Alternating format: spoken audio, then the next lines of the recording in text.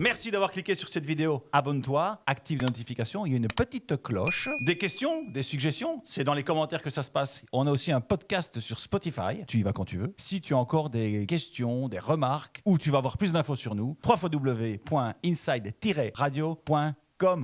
Bon visionnage!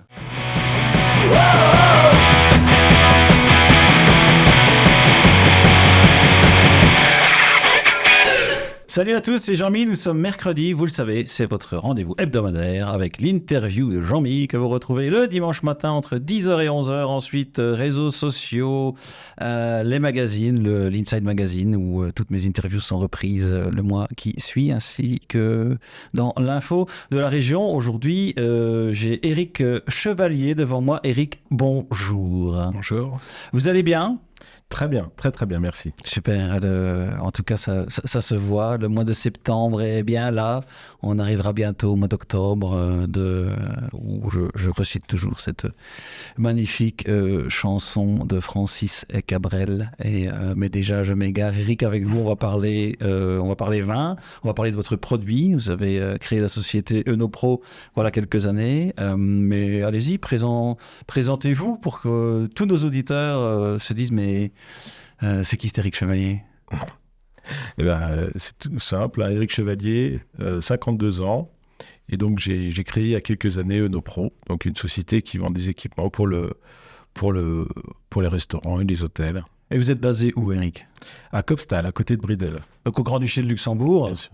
Et alors, votre parcours, c'est quoi ? Comment on arrive à créer une société ? Après, on va expliquer votre produit, mais il faut faire des études d'œnologie, il faut faire des études d'ingénieur, il faut... Alors, ou pas forcément faire des études spécifiques, d'ailleurs. Alors, en ce qui me concerne, c'est un parcours plein de virages. Initialement, je suis ingénieur en matériaux. Et de fil en aiguille, j'en suis arrivé à l'entrepreneuriat et à créer ma société, voilà. Alors, on peut déjà toucher le sujet, par exemple, de l'entrepreneuriat. J'en avais parlé avec Philippe Aymon, qui est un ancien administrateur délégué du groupe BMW dans le sud de la province de Luxembourg, à Luxembourg et en France. L'entrepreneuriat en 2024, c'est quoi ? C'est un challenge ? C'est toujours des opportunités ? C'est un plaisir ? Alors pour moi, c'est un plaisir, hein. Moi, c'est un chemin de vie. Je voulais en arriver là. Oui, en 2024, on n'est pas au bout on est en plein cœur même d'une évolution numérique avec des moyens. Oui. C'est pour ça que je travaille notamment avec Inside. Oui, on vous remercie. Parce que ça donne des opportunités pour rencontrer le client qui sont extraordinaires. On a des mentors, en tout cas c'était ou des gens, des exemples où vous vous dites j'ai envie de faire comme lui, peut-être dans votre entourage ou alors des gens plus connus où il n'y avait personne, c'était vraiment ancré en vous. Non, mais c'est une question de philosophie. Moi, j'ai pas ce type de choses qui me... Non, mais vous n'avez pas besoin de copier quelqu'un. Non, voilà, il y a plein de gens qui m'inspirent, évidemment. Il y a plein de gens que j'admire, mais je mettrais personne sous le nom de mentor. Vous avez donc choisi de créer votre société qui s'appelle Enopro, d'aller dans l'univers du vin, des boissons, parce qu'on le verra après, vous ne faites pas que vous vendez des solutions, on va dire, pour l'ORECA. Ça aurait pu être autre chose, parce que vous avez dit, vous êtes ingénieur en bâtiment, mais c'est pas du bâtiment. On est loin du bâtiment quand même. Ouais. Ça aurait pu autre chose mais au final, par rapport à mes goûts personnels, par rapport à ce qui me donne envie dans la vie, je suis allé vers le vin. C'est pas non plus un hasard. Je suis pas un grand connaisseur, mais c'est un monde que j'apprécie au sens large. Le boire, évidemment, mais il y a plein de choses derrière. Il y a des vignerons, il y a de l'histoire et tout ça, c'est très intéressant. Oui, c'est aussi une histoire de rencontre. Je pense quand on est entrepreneur comme vous, ça vient forcément de quelque part des interactions qu'on a pu avoir avec d'autres. Et évidemment, là je vous rejoins, le vin, les cocktails, le café, oui, mais c'est les plaisirs de la table. C'est quelque chose qu'on met aussi nous en avant dans notre magazine. Écoutez, Éric, avant qu'on referme cette première partie d'interview, parce que là, votre clientèle, c'est la clientèle que moi j'appelle, que les auditeurs, en grande majorité belges et luxembourgeois, même si on a des auditeurs en France et on les salue tous, mais votre clientèle, Pour moi, c'est de l'oreca. Maintenant, comme vous êtes, on ne l'a pas dit, mais vous êtes français. Et si je vous dis oreca, je ne sais pas si ça vous parle. Et pourquoi je vous le dis, c'est parce que j'ai mon fameux dictionnaire des belgicismes devant moi, et que c'est un belgicisme. J'ai appris ça quand je suis arrivé ici. Et donc, en France, on ne dit pas oreca. Non. On dit quoi? On dit CHR. Qui n'est pas un centre hospitalier qui, pour les Belges, va être le centre hospitalier de Reims ou de Rungis. Qui peut éventuellement dire café, hôtel, restaurant. Et Eric, j'ai envie que vous parliez, après avoir un petit peu parlé de vous, qu'on fasse un focus, comme on dit, sur le produit Enopro qui, on l'a dit, s'adresse à l'oreca ou au CHR. Qu'est-ce que vous proposez? En quoi aidez-vous les gens de l'oreca? Alors, ce qu'on propose, c'est des équipements. Alors, initialement, comme l'indique Enopro, on est parti du vin. Oui. Donc, du vin pour les professionnels, hein, parce que nos clients sont des professionnels de la restauration. Donc, on a affaire à des entrepreneurs, comme on le disait tout à l'heure, ce qui est toujours très intéressant parce qu'on rencontre des histoires. Et donc, des équipements pour développer la gamme de vin au verre. C'était le point de départ. Donc, pour développer la gamme de vin au verre, il faut des équipements qui conservent les bouteilles ouvertes. Et à partir de ce point de départ-là, on a développé une gamme de produits autour des boissons, donc des cocktails, du café et de l'eau. Donc oui, c'est pour garder quelque part, à la base, l'idée, c'était pour garder sous vide. Moi, je me souviens de mes parents, ils avaient une espèce pour faire le vide, avec un bouchon je sais pas, en plastique. Mais donc, c'est le produit Enopro qu'on retrouve d'ailleurs sur le site, c'est enopro.com. Donc l'idée est partie du vin. C'est pour ça que vous avez appelé Enopro. Et vous venez de nous dire qu'il n'y a pas que le vin. Il y a aussi des cocktails, vous évoquez? Oui, c'est ça. On commence par le vin et puis on s'aperçoit que finalement, dans ce monde des équipements qui peuvent rendre service à nos clients restaurateurs, eh ben, on peut leur proposer des choses additionnelles. Et les cocktails, c'est un monde aussi très sympa. On a parlé du vin tout à l'heure. Les cocktails aussi, c'est un monde à part. Le café aussi, c'est passionnant. Donc voilà, les équipements qui distribuent des boissons pour le monde de l'oreca ou du CHR. Donc, on l'a dit, vous avez commencé avec le vin, vous avez ensuite diversifié la gamme et les services.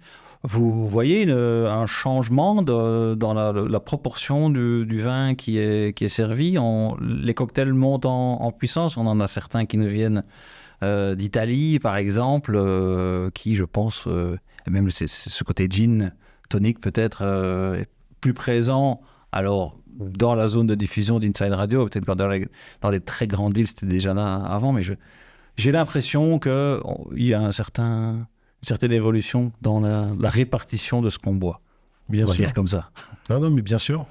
Alors, c'est sûr que le cocktail apparaît comme une boisson qui prend de plus en plus d'importance, même si c'est pas né d'hier.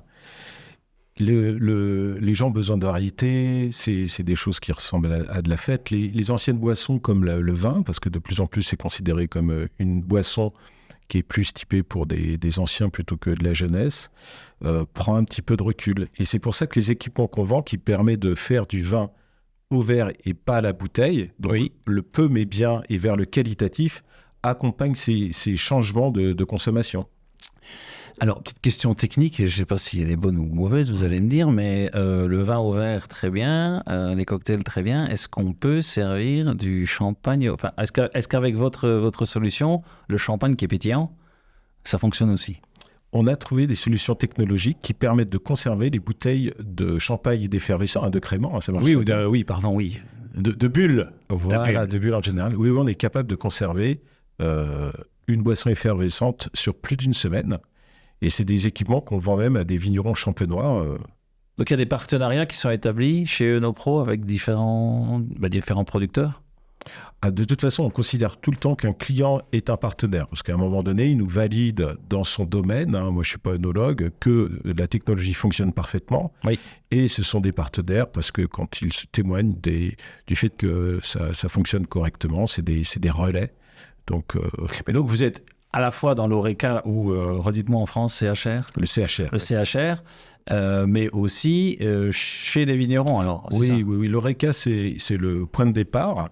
Mais par extension, on a aussi des boîtes de nuit sur le côté cocktail, mais des vignerons ou des vinothèques pour la partie vin. Éric Chevalier, il a un cocktail préféré pour le vendredi soir. Enfin, d'ailleurs, pas que pour le vendredi soir. Et d'ailleurs, Éric, et vous qui nous écoutez, je ne sais pas si vous savez, mais Mariovic, qui est ici en studio avec nous, c'est lui qui fait l'émission In The Mix le vendredi soir sur Inside Radio. Donc, si vous écoutez le vendredi, c'est Mario qui mixe. Oui, et donc, est-ce qu'il y a un cocktail préféré ou la boisson qu'Éric Chevalier boit avec le plus de plaisir? J'avoue que donc, le vin est ma principale boisson à titre personnel. Et dans les cocktails, il y en a un qui me plaît beaucoup, c'est l'expresso martini. C'est café celui-là, je connais, j'ai pas la ref. Café vodka. Café vodka. Mais dit comme ça, c'est pas forcément très attirant. Mais il y a un mélange le résultat est très, très étonnant, très particulier. Et j'adore. On évoquait votre cocktail préféré, mais j'aimerais qu'on glisse ou qu'on reglisse vers le vin, puisqu'à la base, vous l'aviez dit, c'était le vin qui était votre principal outil, on va dire, ou votre principale cible. On entend beaucoup de choses sur le vin actuellement, et notamment sur ce fameux réchauffement climatique, où on commence à voir des vignes, d'ailleurs, en Belgique, qui sont plantées de plus en plus. On peut toucher un mot là-dessus, si ça vous dit, vous voyez des tendances via votre métier sur ce réchauffement, ou des tendances plus globales qui s'opèrent avec, historiquement, peut-être surtout les vins français, et maintenant une diversification, peut-être de l'offre? Oui, en fait, il y a des changements de deux ordres. Il y a des changements du côté offre, c'est-à-dire les problématiques de climat qui impactent des vignes qui sont parfois sur des cèpes qui ont 100 ans, donc on peut imaginer l'évolution incroyablement rapide. Il y a des vignes qui sont plantées sur d'autres terroirs. Ça pose la problématique de la continuité du coût et de la personnalité des différentes régions viticoles. Donc ça, c'est le grand enjeu. Et il y a un grand enjeu de consommation aussi, qui est lié au mode de consommation. Oui. Je pense notamment aux problématiques d'emballage qui commencent à toucher aussi certaines personnes qui sont un petit peu en avance, qui donnent la tendance, de remettre en cause le vin pour les bouteilles de vin? Les petits formats de bouteilles, le fait d'aller vers des produits on tap, c'est-à-dire à la pression. À la pression, oui. Pour essayer d'éliminer, même dans le vin... d'avoir ce côté zéro déchet. Oui, aussi. Par extension, avec le réchauffement climatique et toutes ces problématiques-là, ça, c'est quelque chose qui me touche assez.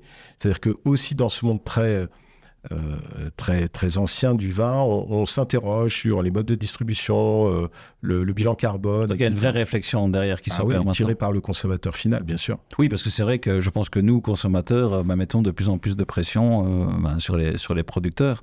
Vous voyez, on parlait des vignerons champenois un petit peu plus tôt, un changement donc déjà dans les habitudes, avec peut-être la biodynamie qui se met plus en place. Est-ce que la part du bio, est-ce que vous voyez qu'elle augmente? On entend qu'elle augmente, mais est-ce qu'elle augmente vraiment Factuellement, elle augmente.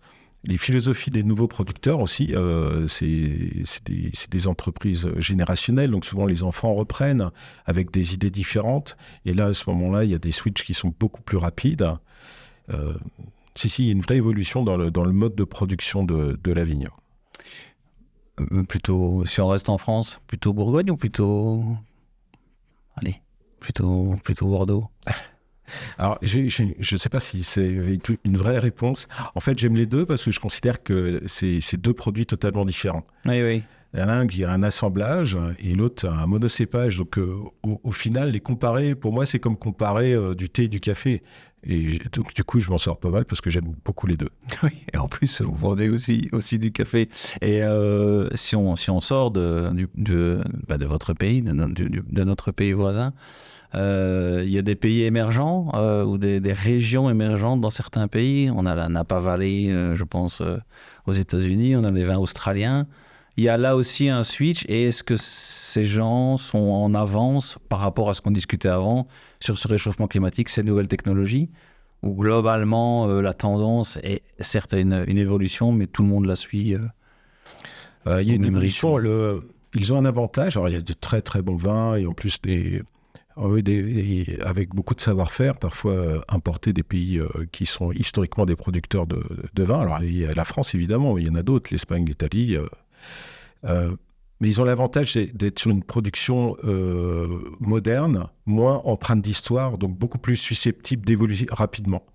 Ah oui, ok. C'est dans les arguments de vente, il n'y a pas le côté peut-être terroir qui est peut-être encore très présent en France, c'est ça que vous voulez dire? Et qui fait une partie de la qualité des vins et de leur spécificité. Pour faire un vin, ce qu'on appelle un vin de cépage, c'est-à-dire où la partie terroir est moins importante, prend moins le pas, il n'y a aucune raison qu'un Sauvignon ne soit pas bon sur un autre continent. Mais il n'y aurait jamais le terroir associé à l'Italie ou à la France, évidemment. En potassant cette interview, j'ai évidemment été rechercher ce qu'il y avait des citations sur le vin. Il y en a évidemment pléthore. Et j'en ai trouvé une qui m'a rappelé un film. Toujours le vin sans son terroir. Vous voyez de quel film je parle ou pas? Où il y a quelqu'un qui est frappé d'agueusie. L'alpha privatif en grec. C'est marrant parce que j'ai fait revoir ce film à mes enfants il y a 3 jours. Et je pense que Louis de Funès, parce qu'on parle de l'aile ou la cuisse, et donc Louis de Funès est frappé d'agueusie, donc il ne peut que voir, et je pense qu'il décrit le vin comme qui sent la terre ou quelque chose comme ça, et ça m'a fait penser à ça. J'en ai une autre pour continuer de vous accompagner. Qui sait déguster ne boit plus jamais de vin, mais goûte des secrets. Ah, c'est beau ça.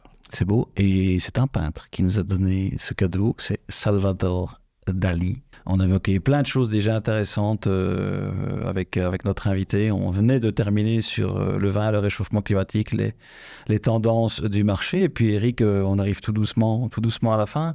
Le moment de vie de ces X années chez Eunopro, là où vous dites « Ah, j'ai bien fait de créer ma société et de me baser à Bridel et de proposer des machines, des outils, des équipements, oui. Principalement pour l'Oreca. Ce moment de vie, c'est lequel? Alors, je dois avouer qu'il y a un moment un petit peu particulier. On était encore en sortie de Covid et j'ai été contacté par Château d'Yquem pour une solution d'Yquem au verre sur des grands formats. Sur des grands formats? Ouais. C'est de 3 litres et 6 litres de Yquem au verre dans les plus beaux hôtels du monde. Et avec le directeur de chez M. Pasquini, on a développé un équipement spécifique pour eux, pour Château d'Yquem, qu'ils ont distribué dans les plus grands hôtels du monde pour faire goûter le Yquem au verre.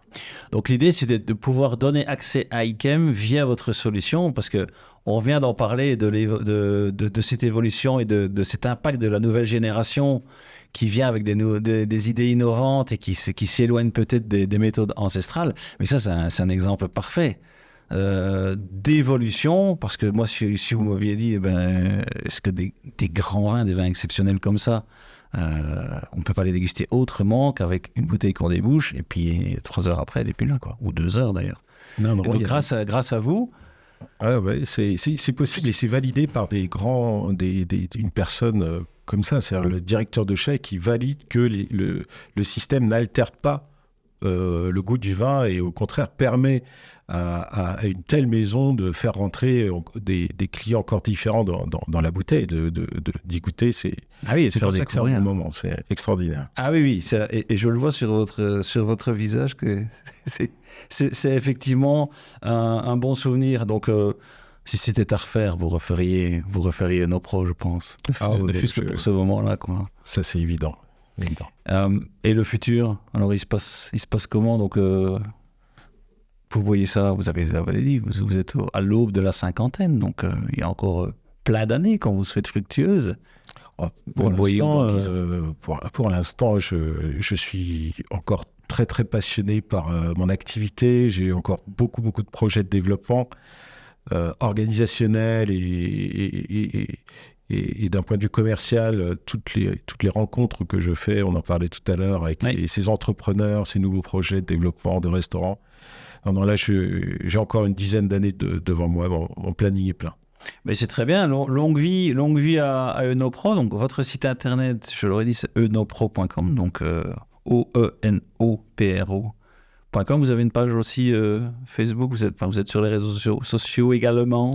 Également Instagram et Facebook. Ouais. Instagram et Facebook, on le redit, vous êtes basé au Grand-Duché de Luxembourg, quelque part entre Briedel et Kopstal, ou à Kopstal d'ailleurs. À Kopstal. À Kopstal.